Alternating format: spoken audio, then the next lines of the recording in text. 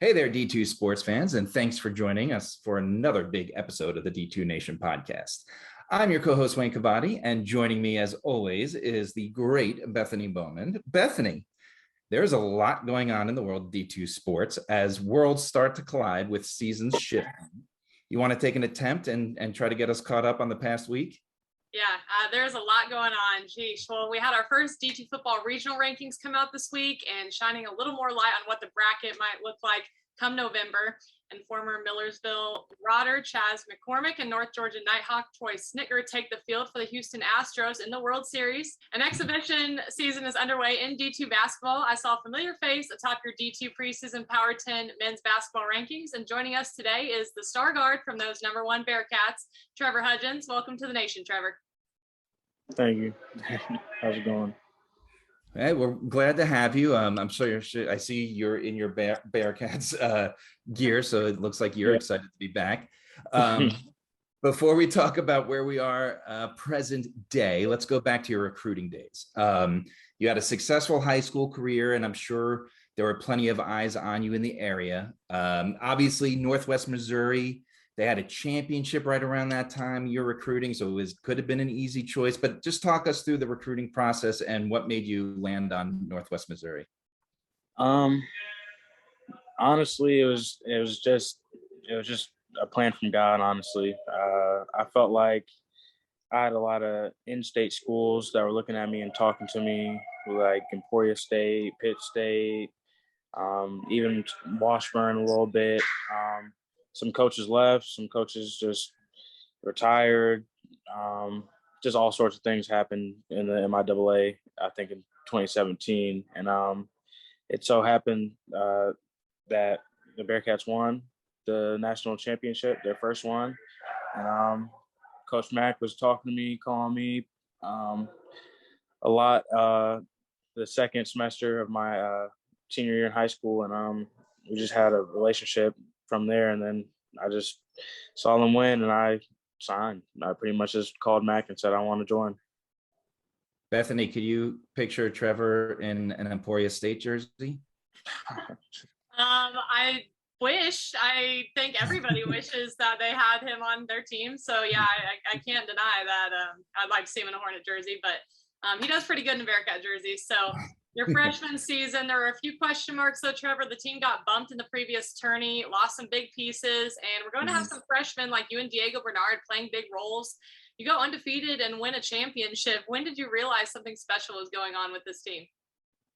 I feel like it was just our mentality and our drive. I felt like it started from our seniors and Dre Starzl and Joey Wittis. You could see their drive and their mentality every single day. Joey won a championship, bad as anyone on our team. And then I felt like me and Diego, as freshmen, I feel like we just had a chip on our shoulder. And then as a collective group and unit, I felt like everyone just saw how Justin Pitts, Brett Doherty, Chris Ebu, Zave Kerr, everyone was leaving. That heavy senior class left, and we just had a chip on our shoulder. And I feel like we just came every single day and fought and competed, and the end result was 38-0. Yeah, and it's crazy because those names that you mentioned that left, those were like big MIAA names, right? They weren't just seniors that were graduating. It was, I was in Indiana to watch you guys in that Elite Eight, and it was just amazing to watch that.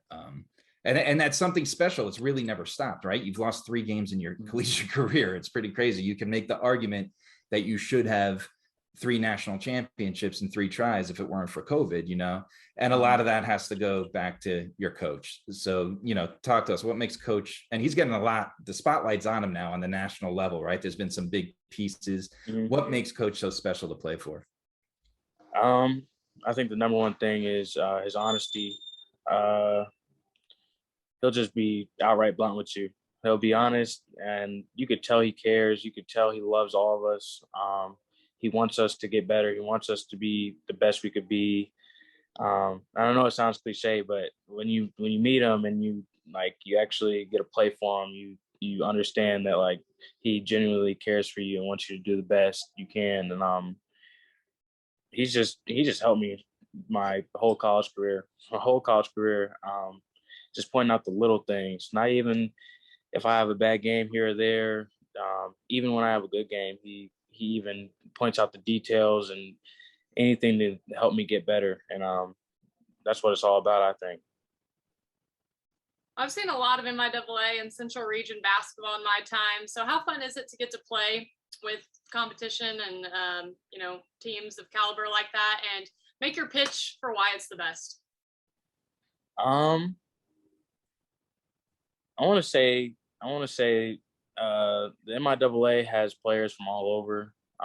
Since we're the Central Region, and I feel like there's just players that could be D1 on every single team in this league. I feel like the competition is very high.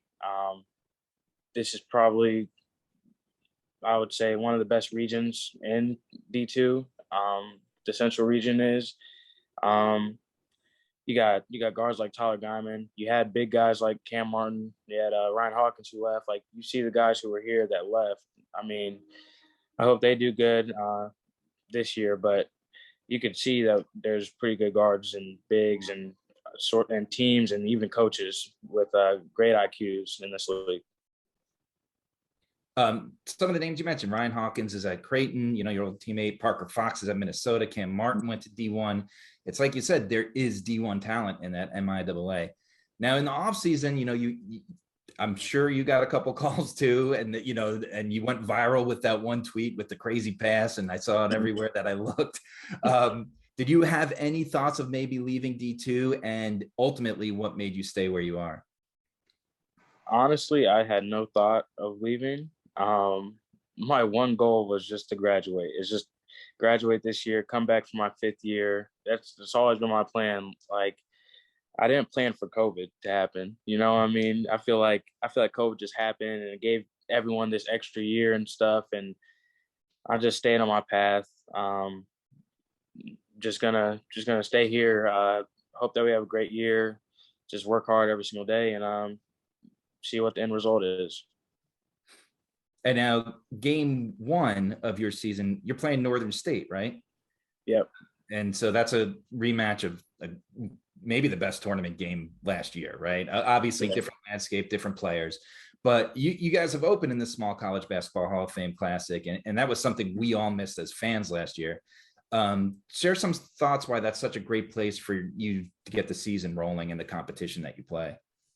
I think the Small College Basketball tournament has great teams. I think there's Seattle Pacific. I think even Missouri Western's in there. And like you mentioned, Northern State.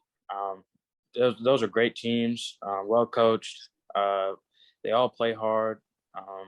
Just a great first tournament to get it rolling. I feel like brings out multiple fans. Just great competition all over and all around. You mentioned earlier, we were all kind of talking about the players of the past, and it's kind of crazy to think like, maybe one year you could argue, well, Northwest stumbled upon a great player like Justin Pitts or like Joey Wittis, who is National Player of the Year, and now Trevor Hudgins, but it's evident now that it's not a coincidence. And, Ryan Hawkins, you could even say would be the National Player of the Year if he didn't have you on his team. Then you got guys like Wes Dreamer and Luke Waters and Diego Bernard, and all these guys are so good. Is that a credit to Coach McCollum? Is that a credit to you guys all just making each other better? What is leading to that? I think it is all that. I think it is Coach Mack. I think it is the GAs. I think it's the assistants. I think it's everyone plays a part in making us better individually and collectively. I think practice, we push each other to the limits. And then also, I feel like it just doesn't come in games. I feel like it starts in practice with chemistry. And I mean, we all hang out with each other off the court too. So I feel like the chemistry is very strong. But I do credit the coaches, especially Coach Mack, just working with us each and every day, even in the summertime, just getting extra shots, just watching film individually, just getting us better all around. Can we agree that if we bring up Joey again in the podcast, we call him Joey Buckets? Because that was my favorite nickname. Yeah, Joey Buckets. Yeah. We can call him that. We can call him Joey Buckets. Awesome. Best hair in the league too. Yeah. Oh, of course. Of course. Oh man. Well, we know we're gonna have him watching this. So, Trevor, what makes your time as a D2 student athlete so special?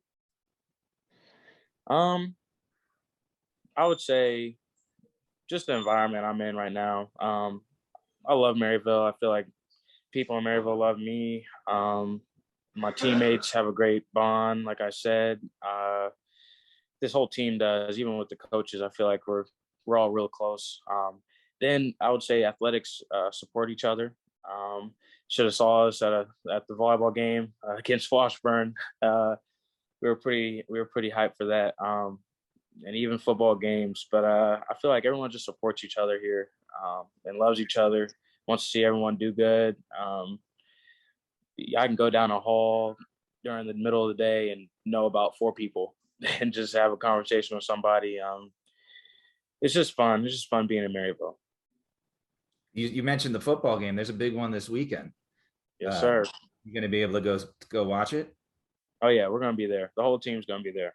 What's your prediction? Bearcat win. I would say the cliche Bearcats by 90. That's by 90. I don't know. Cats by 90. I don't know. I mean, gotta respect other teams, but yeah, Cats by 90. Okay, Trevor, that was the easy part of the show. Now here comes the hard part, the D2 Nation hot seat. Okay. You ready? Yep. All right, Bethany, let's see if we could do something that no one else seems to be able to do and make things difficult for him. Yeah, no one else really able to do that, but maybe we'll get him with one of ours. So we'll start off easy though. Has there been a player that you have really admired or modeled your game after? I mean, as I've been maturing during college, I have watched a lot of Damian Lillard, a lot of Steph, Steve Nash, a lot of Chris Paul. I just pick apart each of their games and try to add it to mine. Even some Trae Young, even though he's about the same age as me, I still try to learn from the best players in the world and just add it to my game. What's funny is when I was in Indiana for the championship and I was on Bearcat radio and they asked me a player you reminded me of, and obviously completely different position, but there was a Carmelo Anthony to you, that in the fact that he never looked like he was trying. The game just came to him. And when I watch you, if you're down by 5 points with 30 seconds left, you have the same face as you do if you're up by 20 points with 30 seconds left. It seems like the game just comes. Do you ever feel pressure, I guess, is my question for you. I mean, I just have that cold face. I think I get it from my mom. I mean, she's the nicest person on earth. If anyone knows my mom, she's the nicest person on earth, but doesn't let things get to her. I feel like I got that from her. Very chill, just calm and collective. Yeah, I feel like I get that cool and calm, collective vibe from my mom. I just feel like even in the Northern State game with 2 minutes left, we were down by 11. I don't know. There's a few people on our side of the bench that thought we were going to win that game, but I definitely was one of them that thought we were going to win. I just never put my head down. I feel like this is a game of basketball. Like it's a game at the end of the day. Like I'm very competitive, but at the end of the day, if you try your best, then that's all you can do. It's basketball. Things happen. You've seen March Madness. All sorts of things happen. You've seen Tyler Guyman hit a half-court shot in my face. You've seen it all. So I can't even be mad at it. So you mentioned that Northern State game, down 11, 2 minutes left. I was watching that. That was absolutely crazy. But is that like your favorite memory? Because you've got national championships to pick from. You've got that game where you hit a game winner. You had the game winner against Southern. I mean, can you even pick a favorite memory or a favorite play? Favorite memory? Oh, favorite memory. Ooh, that's hard. Favorite memory. I mean. I did it. I made it hard for him. I think You did it. the 38-0 year, that championship was just, I don't know how to explain it, but it was so special because of how our seniors were leading us and the injuries that happened. Diego Bernard with a calf injury, Joey Wittis with his hip. Seeing my teammates battle and go through adversity. Just having a chip on our shoulder all year, even though we didn't lose, we in our minds we thought we were just, but I just feel like that 38-0 year, just winning it, and we had fans during the championship. The fans made it even more special. This past year championship was fun. I wish we could have more fans and stuff and not have the test and everything, but it is what it is. Just seeing my teammates' reactions and faces when the final horn goes off and the confetti starts flying and the guy brings the trophy out. That's probably my favorite thing. Are the two championships, and Northern State's up there. Northern State's up there because I've never really came back like that before in a basketball game. I can't think of my whole entire career. I can't think of a team just coming back with 2 minutes left against a great team too. They were really good. I would say championships and Northern. I don't know. You can mix and match them, whatever way.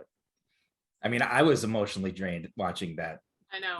That Northwest Northern State game. I can only imagine how it was for you. Within the MIAA, who do you think is your biggest rival? Do you have like a huge rival, or is there plenty of team that you're don't like to play?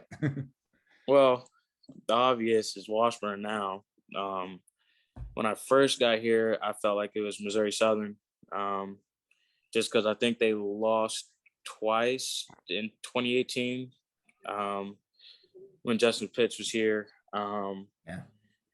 And they lost, I think, the year before that, to them.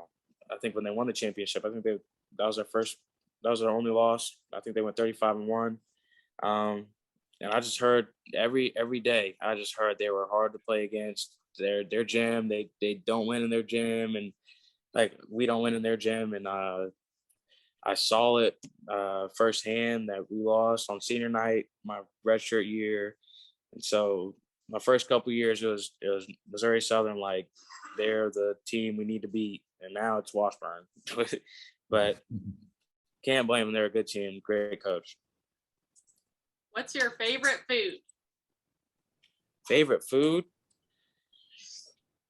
Ooh, favorite food.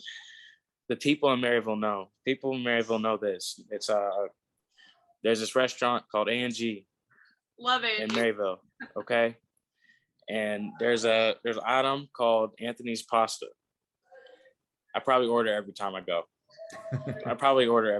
I try to convince them to change it to Trevor's Pasta, but they didn't go for that. It's okay. I'll talk to the owner again.